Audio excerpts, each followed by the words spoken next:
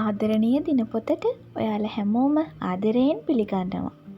අද හදමුද රසම රස කොත්තුවක්.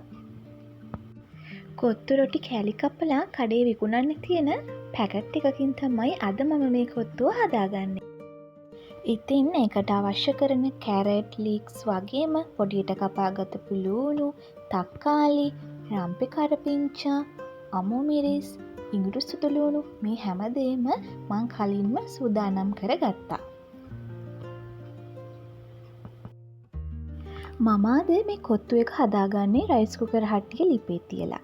ඉතින් හට්ටිය රත් වුණාට පස්සේ මම ඒකට එකතු කරා තෙල්.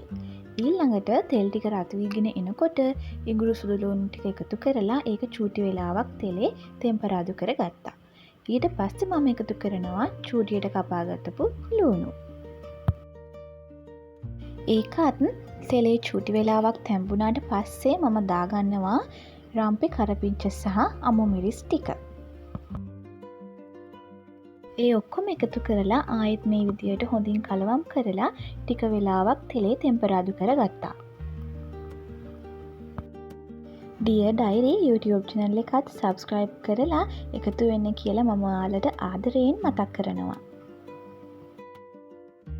ඊළඟට මම මේ වෙලාවේදී එකතු කරගත්තා කැරට්. ඉතින් ඒකත් දාලා මම චූටි වෙලාවක් මෙන්න මේ විදිහට කවලම් කරගෙන ඒකත් ටික වෙලාවක් තැම්බෙන්න තිබ්බා. දැන් මම මේකට එකතු කරනවා ලුණු, කහ, තුන පහ, මිරිස් කුඩු, කෑලි මිරිස්, ඒ වගේම ගම් මිරිස් චුට්ටක්. අපේ ගෙදර සැරට කන්න ආස නිසා තමයි මේ විදිහට ගොඩක් සැර දාගන්නේ. ඉතින් මමත් හිතනවා කොත්තුවක් ටිකක් සැරට තිබුණොත් තමයි හොඳ කියලා. ඉතින් මම මෙන්න මේ වෙලාවේදී මේකට බිත්තර 3ක් එකතු කරගන්නවා. ඒකත් දාලා හොඳින් කලවම් කරගෙන අර කොත්තු රොටි කෑලි ටික ටික වගේ මුලින්ම එකතු කරලා පස්සේ ඔක්කොම ටික දාලා හොඳින් කලවම් කරගන්නවා. ඉතින් මට මේ වෙලාවේදී ලීක්ස්ුයි චිකන් ටිකයි එකතු කරන එක වීඩියෝ කරගන්න අමතක වෙලා. ඉතින් ඒ දේවල් ටිකත් ඔක්කොම එකතු කරලා මම මේ කොත්තු එක හොඳට කලවම් කරගත්තා.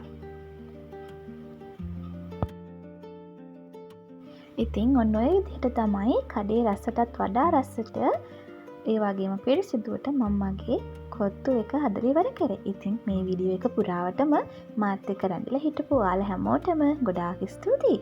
ආයෙත් වීඩියෝ එකකින් හමු වෙනකන් ඔයාලා හැමෝම සතුටින් පරිස්සමින් ඉන්න. ඒ වගේම Dear Diary YouTube channel එක subscribe කරලා මාත් එක්ක එකතු වෙන්න කියලාත් මම ඔයාලට ආදරයෙන් මතක් කරනවා.